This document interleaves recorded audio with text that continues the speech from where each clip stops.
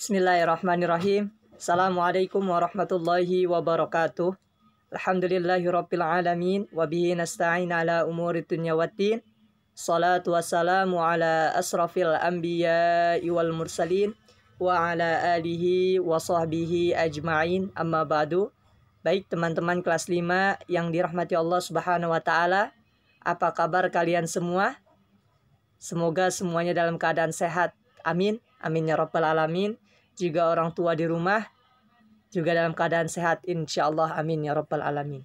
Adapun hari ini insya Allah kita akan melanjutkan materi dari pekan yang lalu atau pertemuan sebelumnya. Oleh karenanya silakan teman-teman disiapkan buku paketnya.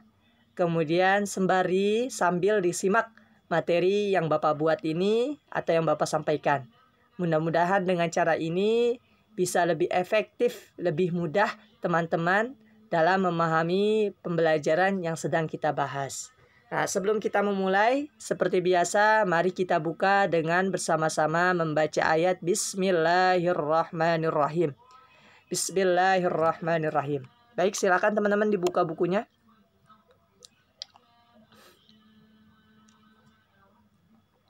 Oke, pembahasan kita masih upaya Nabi Muhammad SAW dalam menegakkan kesepakatan dengan kelompok non-muslim.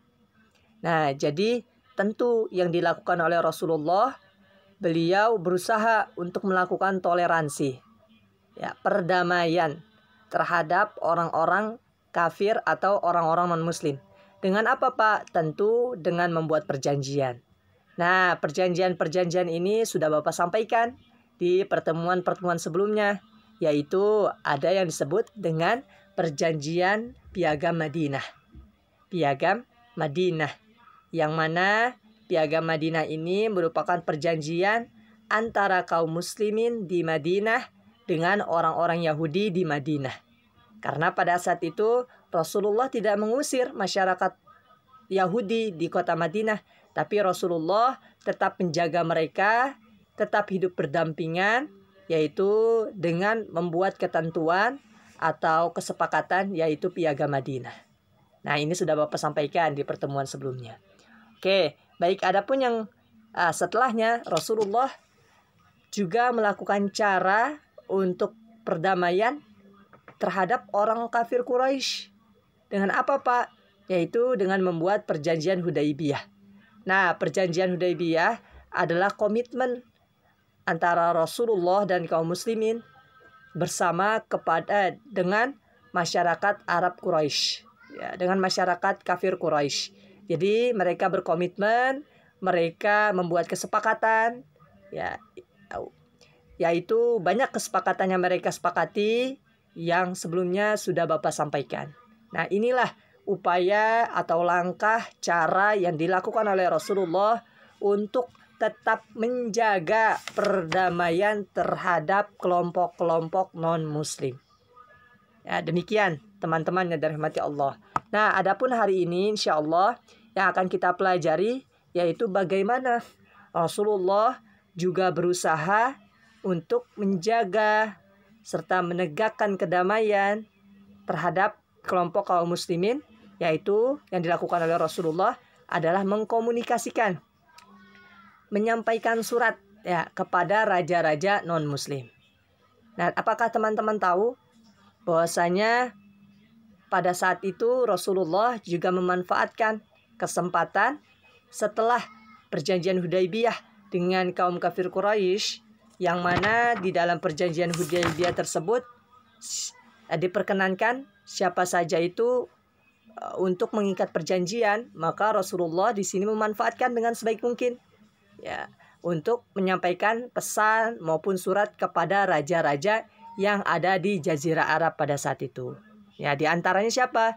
Yaitu Kaisar Romawi, kemudian Raja Ghassan, Gubernur Mesir, dan Kaisar Persia. Nah, ini dimanfaatkan oleh Rasulullah untuk membuat kesepakatan terhadap kaum muslimin.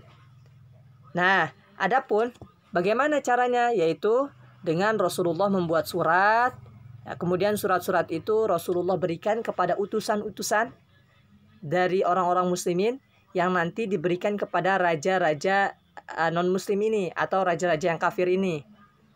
Nah, seperti Raja Ghassan yang tadi Bapak sampaikan, Kaisar Romawi, kemudian Kaisar Persia dan Gubernur Mesir. Nah, bagaimana Pak? Apakah lancar? Ya, apakah lancar untuk pesannya? Ya, ternyata dari pesan-pesan yang diberikan oleh Rasulullah melalui utusan dan disampaikan kepada raja-raja tersebut, tidak ada seorang dari mereka yang menyatakan diri masuk Islam.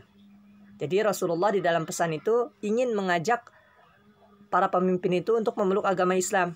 Namun mereka belum mau untuk masuk agama Islam. Nah, tentu Rasulullah tidak marah.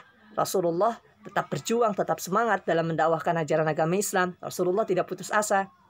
Nah, adapun yang unik, jadi banyak sikapnya berbeda-beda yang dilakukan oleh raja-raja tersebut saat menerima surat yang diberikan oleh Rasulullah melalui utusannya.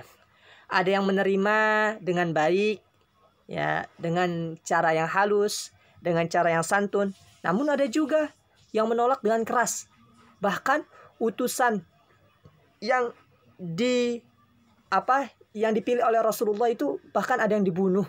Ya, itu saking galaknya raja yang menolak tersebut. Nah, siapa Pak raja yang menerima dengan halus? Yaitu diantaranya adalah Kaisar Heraklius atau Kaisar Romawi dan juga Gubernur Mesir, yaitu Muqawqis. Nah, adapun yang sebaliknya yang menolak dengan keras, bahkan utusan Rasulullah ada yang sampai dibunuh, yaitu Raja Ghassan, yang mana Raja Ghassan ini beliau sampai membunuh utusan yang dibawa kepadanya. Kemudian yang kedua yaitu Raja Persia, yang mana Raja Persia ini ketika mendapatkan surat dari Rasulullah melalui utusannya langsung dirobek-robek. Ya, sehingga Rasulullah SAW menyampaikan bahwasanya nanti negeri Persia ini pasti akan tercabik-cabik, sebagaimana raja dari Persia mencabik-cabik atau merobek-robek kertas yang Rasulullah SAW berikan. Ya, bahkan itu menjadi kenyataan teman-teman. Ya, jadi setelah kejadian tersebut, ya, ketika Islam semakin maju, semakin jaya, ternyata negara Persia ini hancur lebur. Inilah perkataan Rasulullah. Ya, tentu perkataan Rasulullah ada perkataan yang benar karena sumbernya dari Allah Subhanahu wa taala. Nah, adapun di samping itu selain Rasulullah berbagi surat kepada raja-raja non-muslim, tentu Rasulullah juga melakukan penertiban karena orang-orang Yahudi yang tinggal di Madinah ini agak nakal. Apa? Karena suka berkhianat. Bahkan kaum Yahudi ini sudah diketahui sampai 3 kali melakukan pengkhianatan terhadap orang-orang Muslim. Ya, sehingga pada tahun 7 Hijriah Rasulullah melakukan pengepungan kepada orang-orang Yahudi yang tinggal di Madinah serta membuat perjanjian. Ya, perjanjian ini Rasulullah lakukan agar orang-orang Yahudi ini tidak melakukan pengkhianatan lagi. Dengan cara apa Pak perjanjiannya? Yaitu dengan cara agar orang-orang Yahudi memberikan jaminan setengah dari hasil usaha mereka kepada orang-orang Muslim.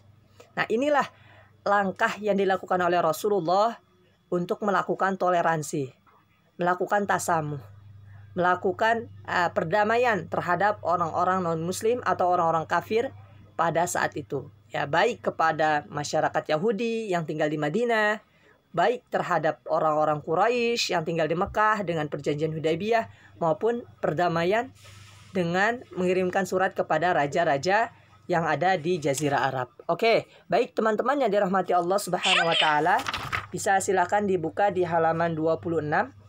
Nah, mudah-mudahan kita semua sudah mulai paham bahwasanya cara yang dilakukan oleh Rasulullah yaitu berkomitmen.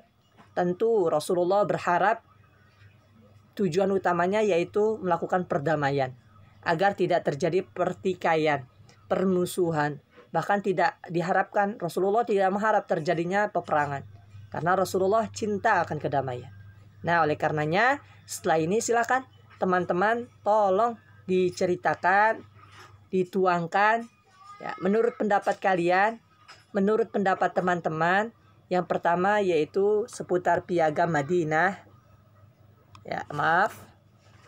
Menurut kalian, menurut Piagam Madinah. Kemudian yang kedua tentang Perjanjian Hudaybiyah dan komunikasi dengan raja-raja non-muslim. Silakan apapun teman-teman boleh diceritakan. Mungkin teman-teman yang memahami dari penyampaian Bapak boleh ceritakan. Atau juga silakan dibaca kembali apa itu Piagam Madinah, apa itu Piagam Hudaybiyah, Perjanjian Hudaybiyah, dan bagaimana komunikasi Rasulullah dengan raja-raja non-muslim atau raja-raja kafir pada saat itu. Ya, silakan dikerjakan. Sebaiknya langsung di buku paket karena ini slotnya, space-nya besar ya, space-nya banyak. Jadi akan lebih enak jika teman-teman langsung dikerjakan di buku paket. Demikian yang bisa Bapak sampaikan. Nanti jangan lupa setelah mengerjakan diberikan nama, detail di atasnya jelas, kemudian difoto jelas dan dikirim ke Bapak melalui Japri. Ya, demikian. Syukran, jazakumullah khairan katsira. Assalamualaikum warahmatullahi wabarakatuh.